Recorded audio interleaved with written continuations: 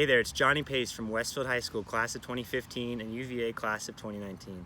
I'm out here in beautiful Boulder, Colorado, and believe it or not, the seeds of this trip were planted 8 or 9 years ago at Blue Ridge, where I met one of my best friends, Matt Novak, who ran for Deep Run and would later run with me at UVA. We met each other in the championship game of the Ultimate Frisbee tournament, where Westfield was playing Deep Run for the title. Ever since we beat them, our friendship has grown stronger and stronger, and led us to this point where we're out here training in Boulder and having the time of our lives. None of that would have been possible if we hadn't met at camp and become really close friends. And that's what I think is so special about the camp, is that it allows you to make lifetime memories and friendships, to foster a love of the sport, and to maintain those for years to come, and hopefully give back to the sport that gives you so much.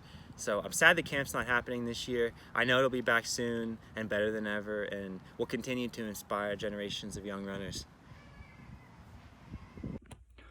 So I was a camper for 3 years and a counselor for 1 year. And I think the best thing about being a camper is going with your teammates to the camp and just getting that cross-country mentality to furthermore boost your season. And I think coming back as a counselor with all those memories in mind, just being able to spread your experience along the way and to help shape the future generations of runners, I think is always a positive one. Hello, and welcome to Blue Ridge Running Camp 2020. Unfortunately, we're not able to be in Harrisonburg, Virginia at beautiful Eastern Mennonite University this summer. But instead of having nothing, we have arranged for what we hope you'll find is 4 nights of awesome programming. We've got Olympians, American record holders, psychologists, shoe specialists, nutritionists coming to you every night, Monday, Tuesday, Wednesday, Thursday, beginning at 8 p.m. Please tune in, invite your friends. We think you'll get a lot of useful information out of this, just like at camp when we're there for a week in Harrisonburg. Unfortunately, no reddish knob, no blue hole, but we think you're still going to find this week very entertaining and very useful. Please tune in and have a great week. Thank you. Okay, welcome everyone. Presentation here that I've been looking forward to. I think the interesting thing, or the important thing to note here, is all 4 of these ladies have spoken at the Blue Ridge Running Camp in the past, and so they've all got a connection. I've known Julie for a long time. I coached both Monica and Molly collegiately, and Keira watched in high school, watched at American University. But Julie was an Olympian in 1996 at 1,500 meters. Molly was the NCAA runner-up in, I don't even remember what year, 2000 and what, Molly? 10, maybe? Ran 2:02 to get a second NCAA championships that summer, ran 1:59, and ultimately ran 1:57 at 800 meters. Keira, what high school was it? What high school? Oakton High School, and then went to American University, where I think she was an All-American in cross country, and we all read about her in a variety of media outlets recently when she time trialed 15:07, I believe, for 5,000 meters at age 35, and a mother of 3, I believe, and that doesn't happen very often. Mother of 2, doesn't happen very often. And then Monica, I recruited at Georgetown, and she was a 400-meter runner who was modestly talented coming out of high school, and ultimately after college ran 50.3 for 400 meters and has a silver medal, I think, from a world championship 4x4, and so certainly a lot of things there to be a lot of really impressive things. So Julie is going to moderate this, and we're going to have a talk and a conversation and a discussion, and I'm going to step back and let that happen. So welcome everybody, and enjoy. All right, everybody. I feel really privileged not only to be in the presence of these 3 incredibly accomplished women, but also to just be a part of this camp. And my time at this camp goes way back to, before most of the high schoolers that are watching tonight were born. But this camp has a very special place in my heart. And I think everybody that has been associated with this camp has truly taken away life lessons that, I'm very old now, but I still have incredible memories of this camp, and I hope that all of you can continue to support this camp and tell your friends to come to this camp next year. Hopefully we're all together in person. But, you know, camp is just a time, it comes kind of, you know, about 3 or 4 weeks before your cross country practices start, before you start racing again, and kind of in the midsummer when you're getting really, really tired of running by yourself, and you come together with not only your high school team, but with a bunch of other high school teams. And the thing that I really want to emphasize is, you know, there's a lot of high school running camps in this country, but Coach Helmer and the staff that he's assembled, they go out of their way to make this camp incredibly special by not only recruiting these incredible women to speak to you tonight, these accomplished women, but he makes it just very relevant to you guys. And that's what we want to do tonight, is to speak to you as high school runners. And yes, you just heard these incredible PRs of these women that are here tonight. They're pretty mind-blowing. But we want to talk to you about what they were like when they were your age, and how did they get here, and what do they care about with running, and why is running so to this day still important in their lives. And so if you're in high school, you know, whether you're watching virtually, whether you've been to camp before and you plan on coming next year, please, please, please know that this is a very special opportunity to hear women like this speak to you, and what you're going to hear at some level is going to relate to where you are right now in your high school journey. So I feel really lucky to be able to talk to these women and to be part of this camp. And I just want you to know that it's a very, very special camp. And I've been to a lot of high school camps, and I'm telling you, this is the best by far. So Monica, I'm going to put you on the spot and start with you. So Monica Hargrove, who's now Monica Carlos, I was fortunate enough to coach at Georgetown when she arrived as a freshman. And Monica, can you just talk about your high school experience and what kind of high school runner you were, and what your PRs were in high school? Can you hear me? I'm new to the Zoom thing. Okay. I started off as a 200 meter runner in high school. I think we were at Penn Relays 1999 or 2000. Wow, that sounds old. And we lost the 4x4 carry on the relay. I was the only option. I ran 60 seconds, and that was my last day seeing the 1 and the 200. So I became a 400 meter runner. I think I was 59 seconds, maybe my first year running it, 58, 57, 56.2 by my senior year, which is still pretty modest, as Coach Helmer said, at the high school level. It's actually pretty good for the state of Connecticut, which was, it was pretty good then, probably one of the top 5 times in the state of Connecticut. So pretty much, yeah, I moved to the 400 by my junior and senior year. It was still just kind of a fun thing. I just went out to be a part of a social group. Maybe didn't take it as serious as I did as I got to the college level and became a pro, but it was just definitely something for me to have camaraderie with teammates, and just to, you know, have some activity after school to participate in. So I was very lucky because I got a front row seat to watch your college career. Talk to everybody about kind of what that was like to go from high school being 56, 57, and we, Coach Helmer and I both watched you run in high school at the Penn Relays, and we said, we want this girl. Like, she's got the it factor. We know she's going to be good. But talk about it from your perspective. Like, you're getting recruited by Georgetown, and then you get to Georgetown. What was that all like for you? Oh my God, should I start with the first day running the polo fields for a warm-up? The transition was extremely difficult for me. I don't know, high school, I was pretty much the top runner. I dictated all the workouts, the pace of all the workouts. So if I felt like working really hard on Monday, it was 100% workout for me in the group. If I wanted to slack off on Tuesday, it was 50% because I was by far the best person on my high school team. Then I get to Georgetown, and pretty much, I mean, everyone is good. Everyone's running at a high level. And especially some of the girls had a distance space, which in high school, I pretty much only sprinted. I don't think I did a warm up past a lap, and probably no workout past 200 meters. So I get to Georgetown, and my first day of practice is a 3-mile warm up to this place called the Polo Fields. So discouraged because the girls take off and I feel like I'm sprinting. Literally, they're running like 6-minute mile pace and I can't keep up.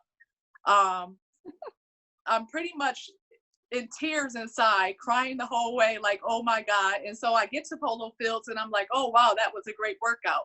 Then you see Coach Helmer whittling cones, probably a 500-meter loop, and just like, oh, you'll run 5 cones, then 4 cones, then 3 cones. And my legs are completely dead at the time. Like, I don't feel like I could take another step. And so, I mean, that was my first practice. I can say the second one was maybe Battery Kimball. I could barely make it over there. I got lost because I was so far behind the pack. Couldn't even run to the top of the hill. I'm walking halfway, getting screamed at, by the way.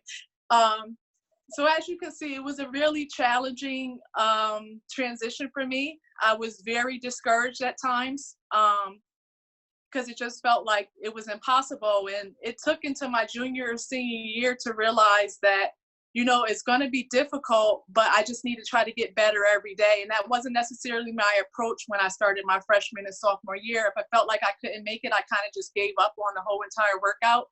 And then closer to my junior and senior year, my attitude was like, okay, you got to get good at the stuff that you're not that good at, the over distance, the 500, the 600. So yeah, I can sprint, do really, really well in the 150 shorter days, but I made it my priority to try to really get good at the stuff that I wasn't good at. And I took that same mentality into becoming a pro. A lot of my focus went into the workouts that I hated, to be honest, that I knew I wasn't good at, but I knew those would make the difference in my times. Okay, well, that probably resonates with a lot of young people that are listening to this tonight. So we'll stay on the high school and college transition. And Molly, can you talk to us a little bit about what your journey was from high school to college and track? And I know yours is a little bit unconventional, but can you talk to us about, you know, your introduction to track and how you ended up becoming one of the best 800-meter runners in NCAA? Yeah, so can you hear me? Yeah. Okay. I started, I ran track in high school my freshman year, and I was a 400 runner. That was kind of like the distance I chose, the 200 a little bit. And my first really opportunity to run in high school was pretty successful for me. So early on, I realized that was the sport that I probably should be running. I chose to go a different route in high school, and I played soccer. Most of my high school career, I ran freshman year of high school, and then I did not run sophomore, junior, and then I ran a little bit of my senior year because I was playing soccer during the spring, which was when high school track was going on. So, and then I went to Indiana University to play soccer. And so I didn't start running track until my sophomore year of high school. I had a bunch of playing soccer my freshman year and decided to switch over to track. So, my transition was an absolute disaster. That is an understatement to the max. Monica, it is yours times like a million. I was like, the playing soccer and running track are completely different fitness. It's like being a swimmer trying to run track. It really feels like that. I was extremely out of shape. I had lost all the skill that I had in high school running track. I had lost all of that. So there was an inkling that maybe my speed was still there, because in soccer you're still, moving quickly here and there. But I quickly figured out that the 400 and the 200 were not my events. And my first practice was similar to Monica's. We took off for a warm up, which was 2 miles for our workout. And I was chafing so bad that I was bleeding down my legs. And they had to come pick me up and bring me back to practice because it was so bad. So I know what it feels like when you're feeling like, what did I just get myself into? It is something that I think we're all familiar with. And when you're in over your head, you just think like, wow, like this how am I going to get through this? And sorry, my husband won't give us a pop in. So yeah, it was the same feeling of, you know, how am I going to navigate this, and am I ever going to be good enough to do this in college? And so yeah, the transition was, I had a lot to learn, and Coach Helmer was my coach, and like Monica said, he was not easy on me. He was very realistic.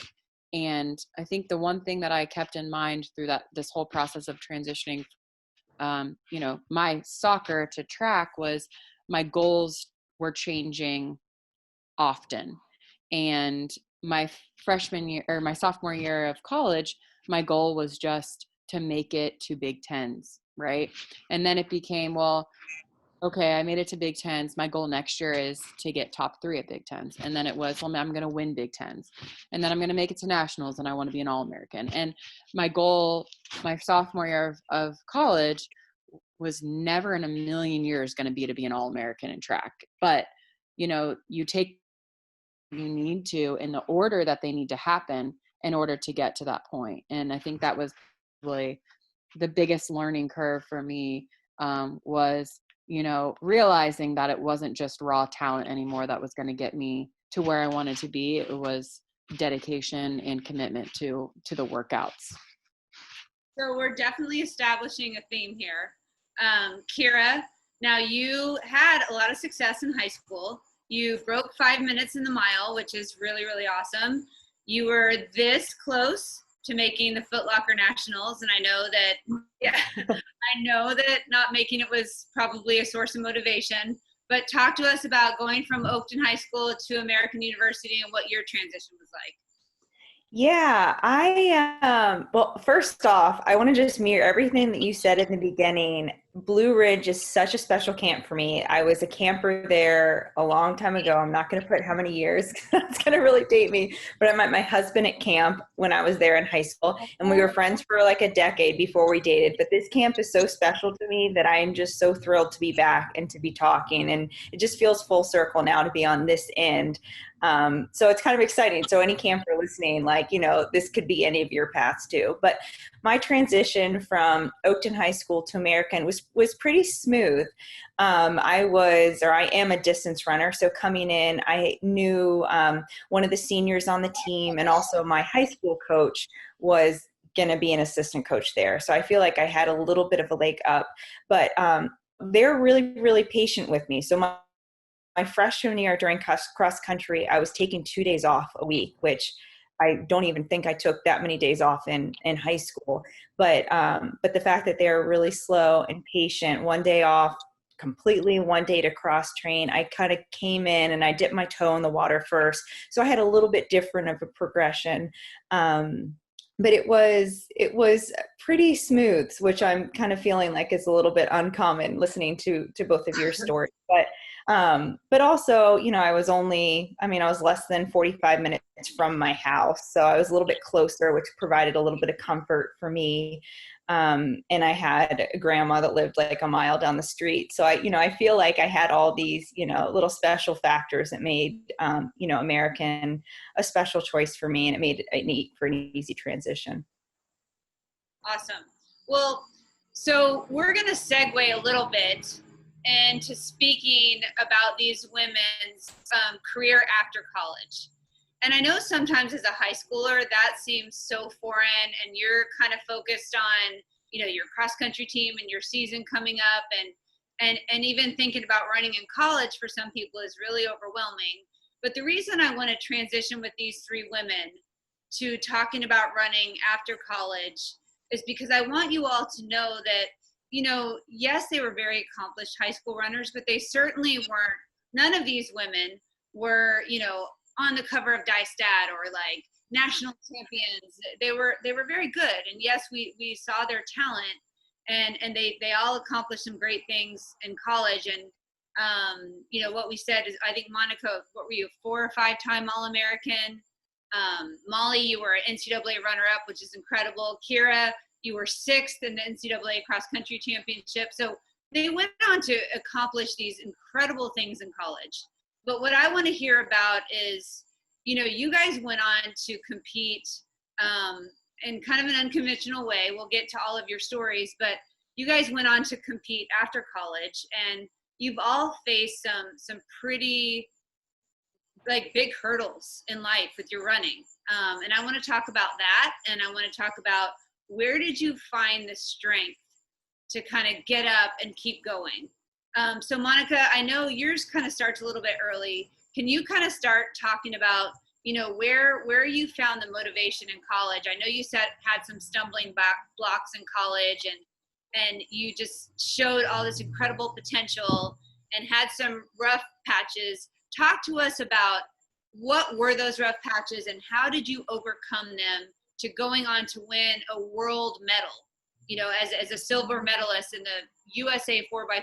How did that all happen? Where did you find the motivation to overcome the setbacks? Well, I said earlier, by junior and senior year, I kind of fell in love with the training and, trying to get good at the stuff that I wasn't really good at. I think I had a couple injuries my senior year, a couple setbacks, and I know I didn't run as fast as I thought I could run my senior year in college. But I do remember one highlight of, I think, the regional meet, 4x4 anchor. I'm pretty sure I split 51.9. Coach Hummer would be the one that would remember that time. And I think it was the fastest split of all the girls in the 4x4. And that's Miami, South Carolina, and the other teams there. And so for me, that was kind of like, wow, I have just as much potential as everyone out here, even though my open 400 meter time at the time, my senior year, didn't really show that because of a couple injuries that I had. What was your best open 400 in college? 53.66. Okay. So and I ran, you high schoolers, that's crazy fast. That's crazy fast. But if you look at the world of the 400 meters in Division I, it's very good, but it's not a time where you would say, oh yeah, she's going to make a world team in the 400. So just to give you guys perspective, yes, 53 anything is crazy fast, but it's not a time where you'd be like, hey, let's keep going. But Monica ran that split. I watched it happen, and go ahead and tell your story. And so I stuck around Georgetown. I volunteered the next year. I helped with the track team. I was working at a behavioral health center with a psychiatrist that I had met. I was a psychology major at Georgetown, by the way. And at that point, I loved doing the work. So I would still, jump in some of the workouts with some of the girls. I had no intentions, by the way, of ever running again. But I really enjoyed the challenges of the workouts. So I continued training. And I don't know what, we were headed down to Virginia Tech. And I think Coach Hummer was like, why don't you line up and race? And I'm just like, race what? At this point, I don't even know running unattached is a thing. I just think whether you have a contract, you go run. So I go run the 300 and I run, I want to say 37:06, which is maybe one of the top 3 times on Virginia Tech's track at the time. And after I ran that time, I had an agent reach out to me. Hey, do you want to consider running pro? At that time, I'm still like, what's a pro athlete? I have no idea. I think I go to Penn State and I run a 400 and I want to say 52:66. I'm not as good with the times as Coach Hummer. And a 400, which is a whole second faster indoors than my outdoor PR at Georgetown. And that's when, Coach Hummer really pushed me to go to World Indoors and, try out to try to make the World Indoor team. I make the World Indoor team. To my surprise, I go over, I run the first round of the 4x4. I'm new on the circuit, so they tell me they're not going to put me in the finals. And literally like 20 minutes before the finals is going off, thank God I did somewhat of a warm up. They go, we're going to go with you. So I get to run on the big stage in the finals at my first world championships. And we come home with the silver medal. I think, I want to say at that time too, when I got the baton, we might've been in like 4th place. So it's a big first time race for me too, because I get us back into 2nd place. And that pretty much kind of started my career. I ran a couple years with no contract. Based off just making prize money and still working. I was coaching at Georgetown at the same time. So I I was determined. I knew there would be a point where I could run just as fast as the top girls in the world, and I'll be able to get a contract. And that happened for me around 2009, 2010. I had talks with Under Armour. I became the first track athlete to sign with them. And that pretty much was the start of my career, my professional career. I want to say between 2009, 2010 to maybe 2015, I've literally dropped like a half a second per year till I got to 50.39 in the 400.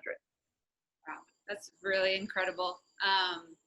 So Molly, talk to us about, you know, you have this incredible storybook, in my opinion, college career. And talk to us about, well, obviously you go from, you know, becoming the runner-up at the NCAA championships running 2:02, which is so fast for the 800. And then, you know, you can talk to us about how you ended up going over to Europe, but then you break the like sacred 2-minute barrier, you run 1:59. So talk to us about kind of how that happened, and then, you know, the summary of your post-collegiate career. I will start by saying that my first 800 in college was 2:13. So my beginning of my 5th year, I think my fastest time in the 800 was 2:06. And from that year, my last year at IU, I went from 2:06 to 2:02. And I think my jumps were so large because I was so late into running track. So my fitness was trying to catch up with me as I was, you know, going through the years of training. And Coach Helmer, and he'll say it, and I'm sure a lot of you guys who are watching, your coaches do this to you too, but your legs don't come around until the end of the season because you're training so hard that you're peaking at the end. And so that, you know, that whole year through indoors, I think I ran 2:04. And then it was, you know, a progression of pretty significant jumps.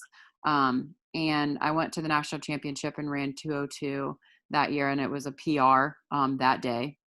And but you know, it was pretty obvious to me, to Coach Helmer, and then to the same agent that reached out to Monica, that my potential was not finished yet. I mean, it was I was still trying to learn the sport. I was trying to learn how to run an 800, and you guys know who run the 800. It's a learning curve. It's not you've got to learn how to run it before you can run it well. And I was still trying to learn that. So yeah, an agent reached out to me just like Monica at the national championship, and told me that he wanted me to go over to Europe and run in some European races that are set up well for running really fast. And so I got a passport in like 48 hours and headed over to Europe for that summer. And it was in one of those races that I think I ran, it was like maybe the 4th or 5th race over there that I ran 2:03, 2:02, 2:02, 2:02, and then I randomly ran 1:59 in a race that was set up perfectly for me, and a bunch of other people as well. So it was, and that was really for me the turning point of, I'm now good enough to do this post-collegiately. Sponsorships are now looking at me because I've run under 2 minutes, which is the, you know, that sacred under 2 minutes used to be. And so that was kind of, for me, the turning point from college to professional, and then signed a shoe contract with Saucony and ran with them for 7 years. So, you know, obviously your story to me is one of, you know, the most incredible stories in track and field. I was a huge, huge fan of yours. And for those of you that don't know Molly's story, Molly, like she said, ran professionally for 7 years. And, you know, when you go to the Olympic trials for the US, you know, what you're trying to do is make the Olympic team, obviously, but they're, you know, in the 800 meters, they start with, I don't know, like 32 women, and you have 3 rounds, and they narrow it down over 4 or 5 days. You run 3 rounds of the 800, and the last round is 8 women. They shoot the gun, and the first 3 women across the line make our Olympic team. Well, Molly ran in 2012, correct? Mm-hmm. And she finished 4th. So that's you know, you could view it a lot of ways. Like, wow, that's incredible. This girl went from a soccer player in high school to fourth in the Olympic trials. That's awesome. But it's also incredibly heartbreaking, you know, because if she would have finished one place higher, she would have made the Olympic team. Mm-hmm. So she goes on and runs this great career and is one of the best, by far, 800-meter runners we've ever had, and runs the 2016 Olympic trials and once again finishes fourth in a very heartbreaking manner this time. She was clearly going to make our Olympic team. There was a big fall at the finish, and she finished fourth, if I'm not mistaken, by 0.03 or 0.04. Like, I was in the stands and just like, it's this visceral reaction. Yeah. And honestly, you know, I'm older than Molly, and I went from a runner to a coach, and I've made my life's work out of coaching. I love it. And mostly because I want to help athletes, like, not make the same mistakes I made as an athlete. But watching that, all I could think was, I hope this woman, when she's 40 years old, is so proud of what she's done.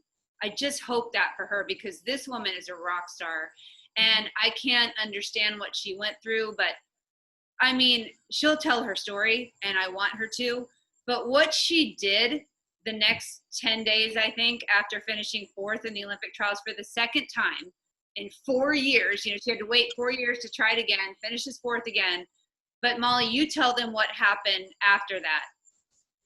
Well, like you said, it was definitely a horrendous finish at the end there with there was a big fall, and you know, probably three of us who really had a great chance of making it didn't make it because of the fall. So yes, it was devastating, and missing two Olympic teams by less than a quarter of a second was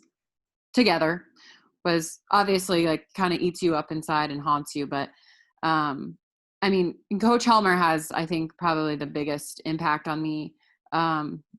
He said, you cannot waste your fitness at this point. Like, you are ready to run, you know, 157 or faster.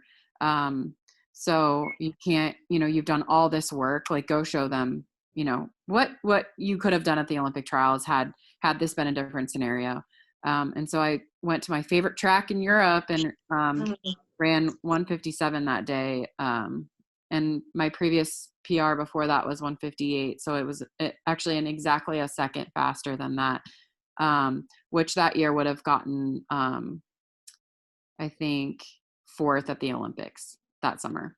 That time would have gotten fourth, I think. So, you know, that obviously not making an Olympic team is devastating, but just having that validation of my fitness was there, especially that summer, just having a blast, knowing that, you know, I had so many people coming up to me and telling me that they understood that, you know, it's such an unfair way to make an Olympic team. And it was awful, but I learned so much from it. I came out, you know, motivated and angry at the same time. So there's a lot of high school kids watching this right now. Can you just kind of talk about where on earth did you get that mental strength to just say, you know what, I just had this crushing experience, but I'm going to get on a plane and I'm going to go show how did you, that's incredibly impressive to me. And I've just always put you on this pedestal of one of the most tough athletes I've ever seen. And just talk about that mental process, because so many athletes have had, you know, that are watching you right now, have had disappointments in their high school career and don't know how to fix it. What do you do? How do you get back up? How'd you do that? Yeah, I think it started actually in 2012 when I tried out for the Olympic team the first time, and I missed the team by, I think it was 0.2 something. And that year, you know, I had no idea what I was doing. I was coming out of college. I was, you know, running on empty that year. I was like over peaked, and I was, you know, I didn't even know how to run yet. I was really just like, oh my gosh, I'm in the finals of the Olympic trials, and there's, you know, the fastest girl in America, and she has the American record. And I was, you know, it was just one of those kind of races for me, but I put myself out there and I stuck my nose in there, and I ended up almost making the team.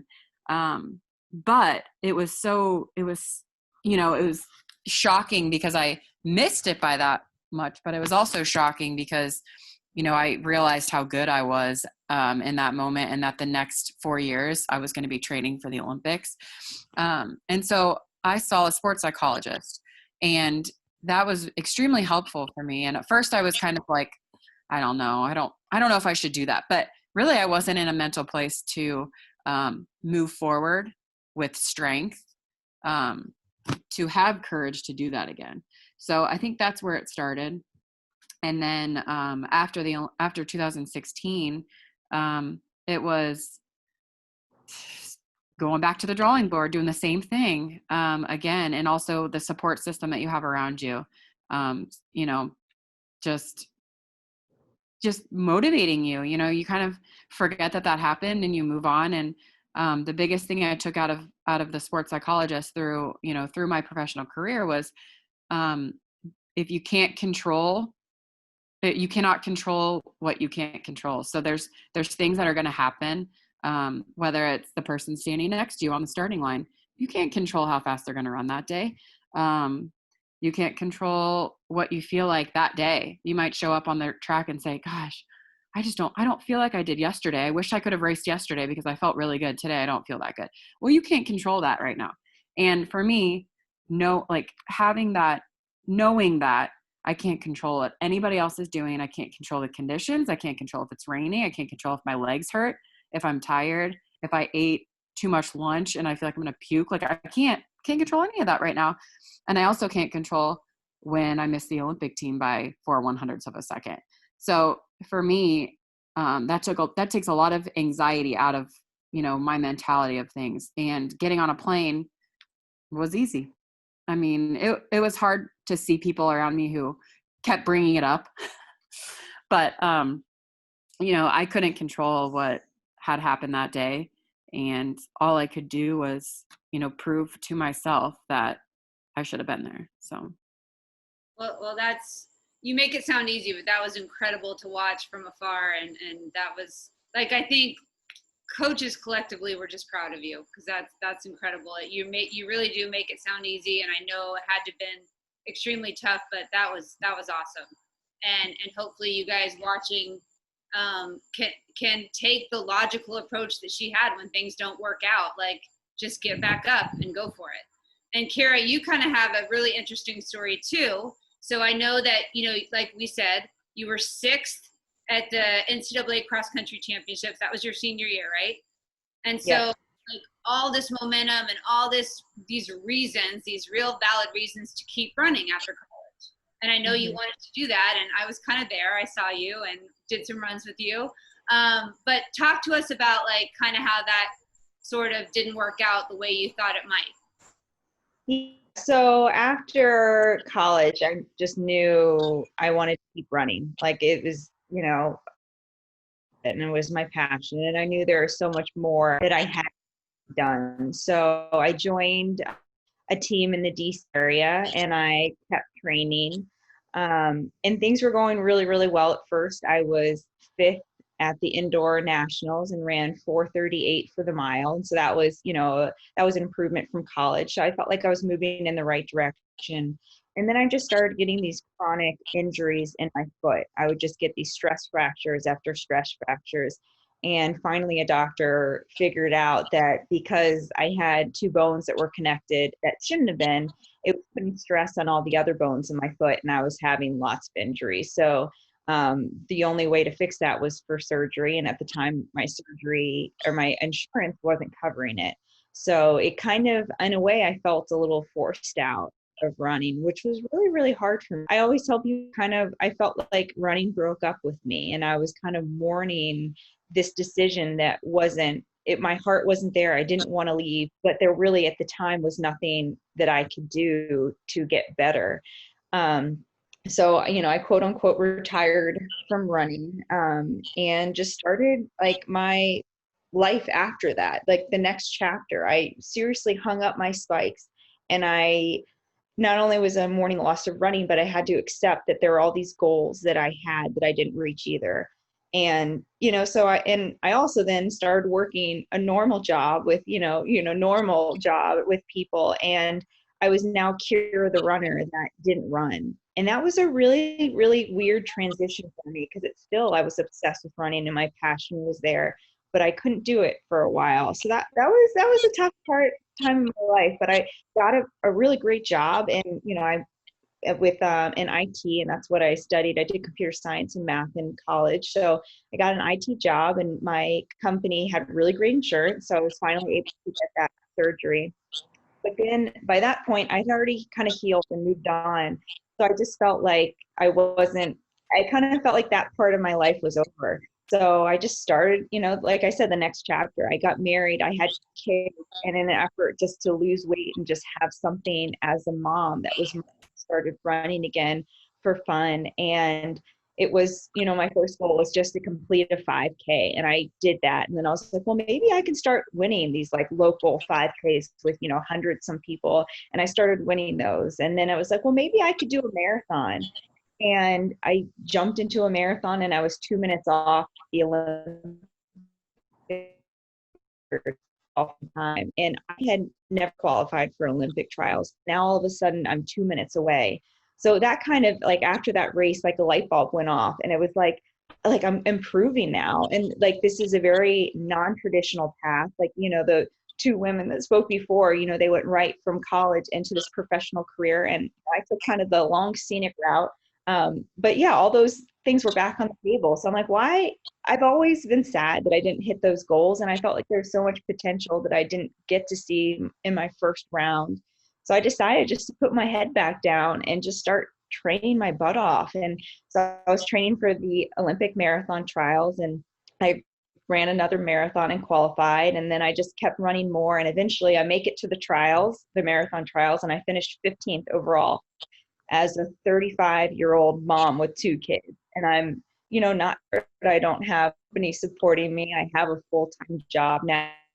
So just for me, it's kind of been just humorous because I feel like it's not supposed to happen this way. But I think also why it's been really, really beautiful, like, is that running can happen whichever way you want it to. And I've taken a different path, and I kind of have found, a different way, but it's been my way. And it's just, I don't know. And I feel like I've seen so many different aspects of running now at a really high level, but also running, just a recreational runner, or running just for health, or running just so I can do something with my friends or as an excuse. And so it's been kind of, I've had a roundabout path, but it's been a really, really fun one. And I think now, like, coming back and I'm getting onto the track, my goal now is to qualify for the 2021 Olympic trials on the track.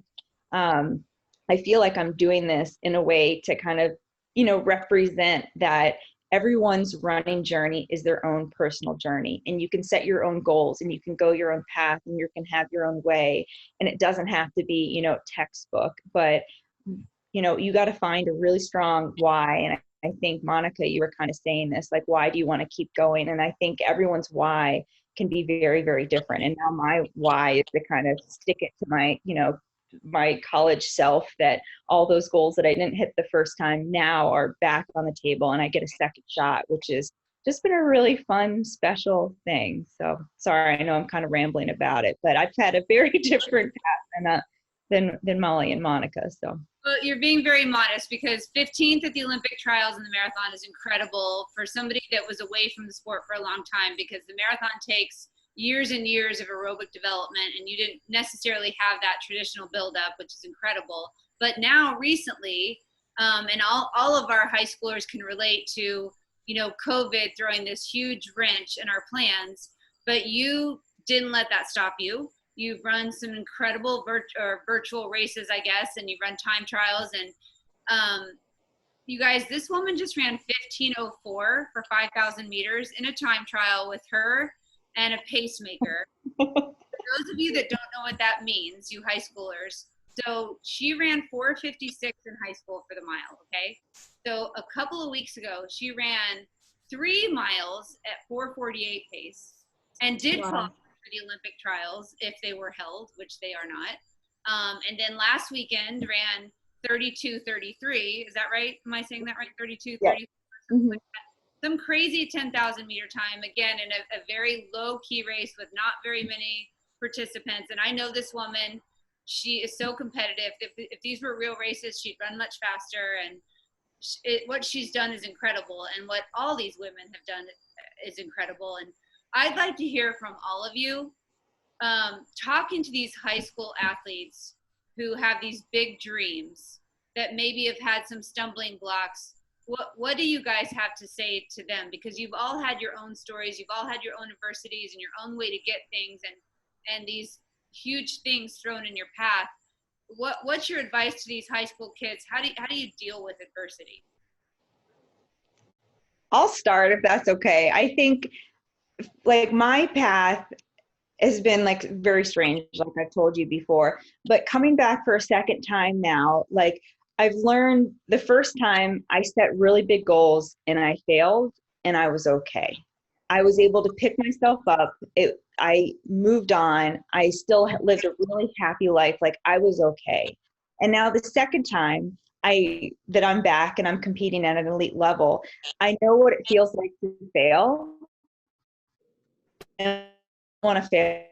I want my dreams. So I'm working really hard. But I also know that I failed before and I'm okay. So kind of the fear of failure isn't as much anymore. In a way, I feel like I have nothing to lose. So my thing that I would want to share with all the high schoolers is like, whatever your dream is, go for it. Because you're either going to reach it or maybe you'll fall short, but you're going to be okay. So there's like no dream too big or too crazy. And if you want it bad enough and just work your butt off towards it, I say just go for it. So that's my advice. Is there's no dream too big. Just put your head down and work towards it.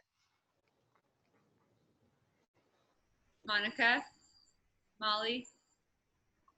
Go ahead, Mon. Oh, can you hear me? Yeah. To just kind of piggyback on what she said, I think that's kind of what kept me motivated is you just lose that fear of failing. And when you do fail, it just makes you want to work even harder the next time. I always tell people to set mini goals. It's easy to just say, hey, I want to run, probably have a lot of milers up here, 4:45 for a mile, but how are you going to get to 4:45? What are you going to do? Is it your long runs? Is it your eating? Is it your sleeping? And I noticed when I started to PR is because I maybe had 6 small goals that I needed to work on every day to get to that time that I wanted to run. So I just want to say goal setting is very, very important. It's perfectly fine to start with small, realistic goals. You constantly go back, reevaluate your goals and set new goals, and that's perfectly fine. But I just think you need to have a vision of what you're trying to achieve and the steps that it's going to take to get there. And sometimes that's having multiple goals to get to that big goal that you have in mind. I think obviously the goal thing was a big part of, how I did things as well. I had to go back to the drawing board is what I called it. And, set new realistic goals, as, that's what I did from day one of running. But, when obviously the fear of failure was one of my biggest issues, as well. And, failing in a very public eye, and then coming back to try to do that again was obviously very difficult. And so, for me,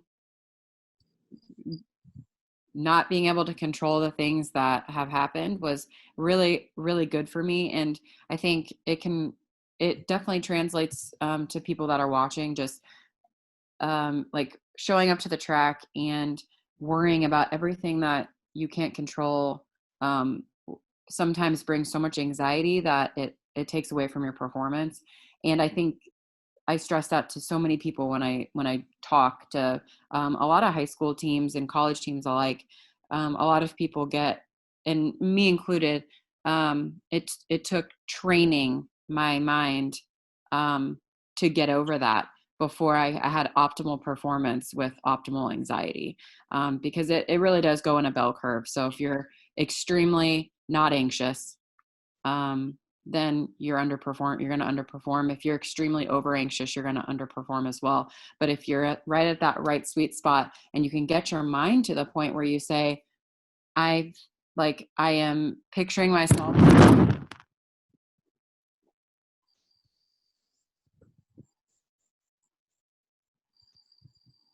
body and where you're at. And for me, it was a lot of visualization, trying to get myself to a point where I felt that I was going to perform that day, but it didn't matter what had happened yesterday or the day before.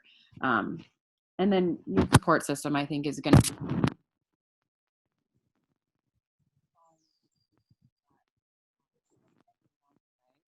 understand your talent and what it will, how it's going to take you into the future. You know, your family, your coaches, your teammates, those people are all the people that are going to be in your little bubble with you. And I think those are the people that have helped me through the tough times in the sport, because it's a brutal sport. There's only one person that wins in an entire race. In a marathon, there's one person that wins. So you're always a loser, always. And, you know, I really had to tell myself a lot of times, like, just because I didn't win doesn't mean that I didn't win, right? Because there were so many things that I did today that made me a winner. And sounds a little cliche, but you know, what did I do today to improve? Well, I didn't win, because that was few and far between. Did I actually win a race? But you know, getting fourth place in Monte Carlo, Monaco, running 157, I counted that as a win, even though I was fourth. So, you know, those kind of small battles, winning battles here and there, like, what did you do today that, you know, you can take into tomorrow?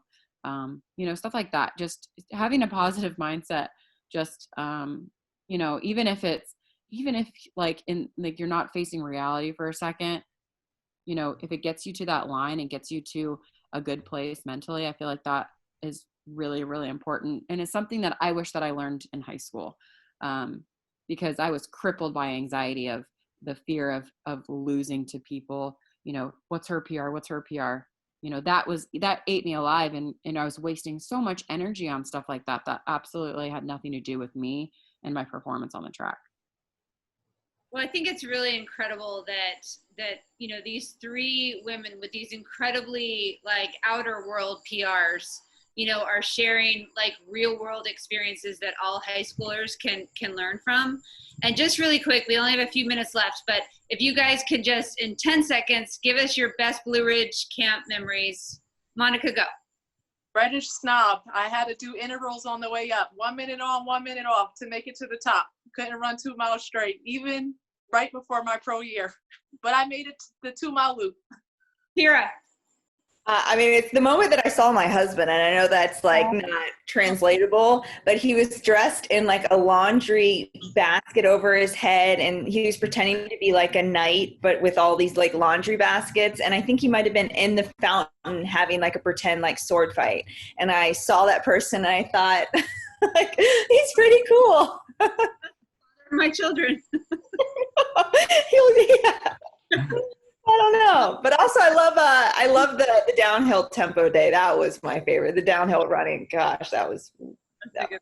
And Molly, go. I mean, my biggest memory was one of the years I was there. It was like pouring down rain, and the bus like got stuck like on the mountain trying to go back down or up or something, and it was just like raining. It was sloppy. And what happened?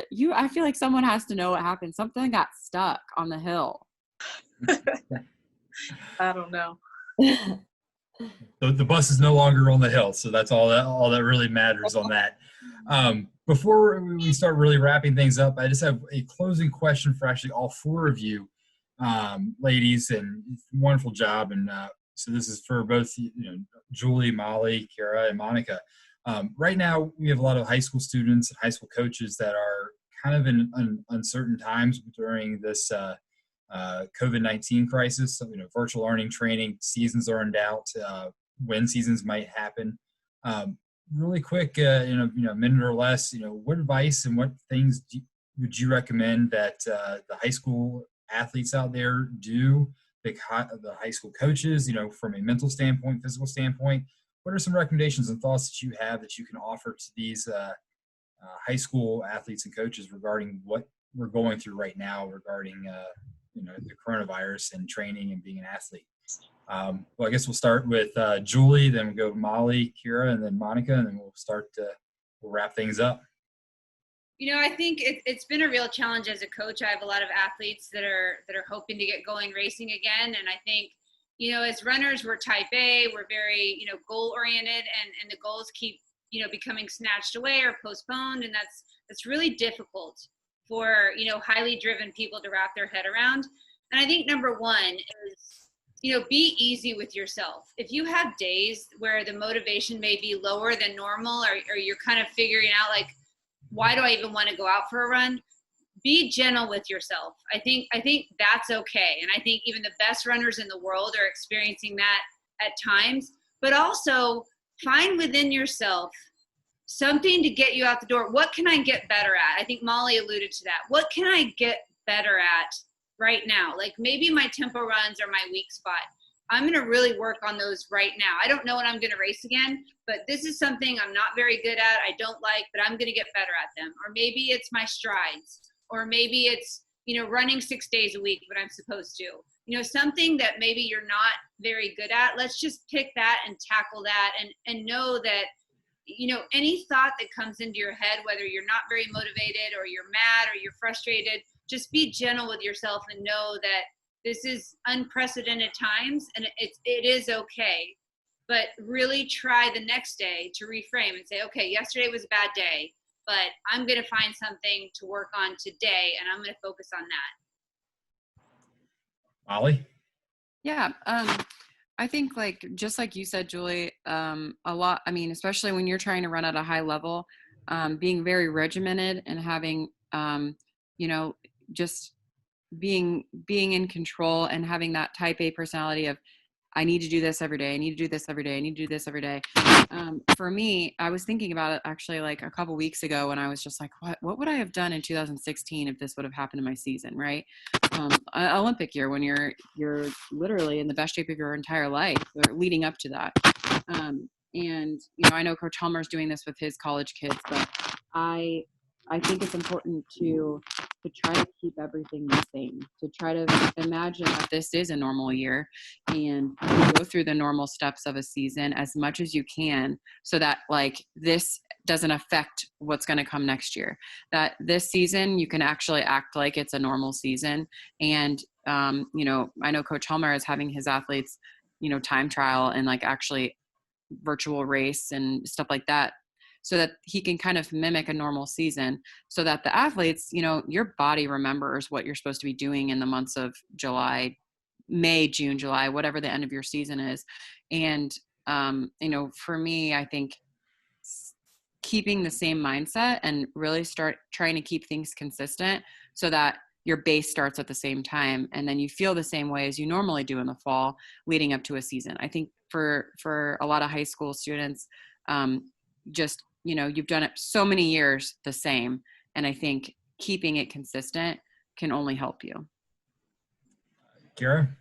All right. My husband says everything's best when you talk in acronyms. So I'm going to say you got to slug it out. That's going to be my advice. So you got to, stick to your plan. So whatever you were doing before, stay with it. We don't need to reinvent the wheel here.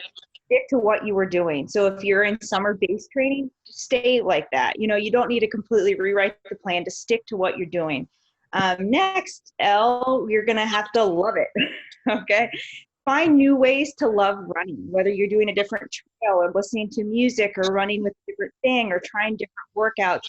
Find ways to really make it fun.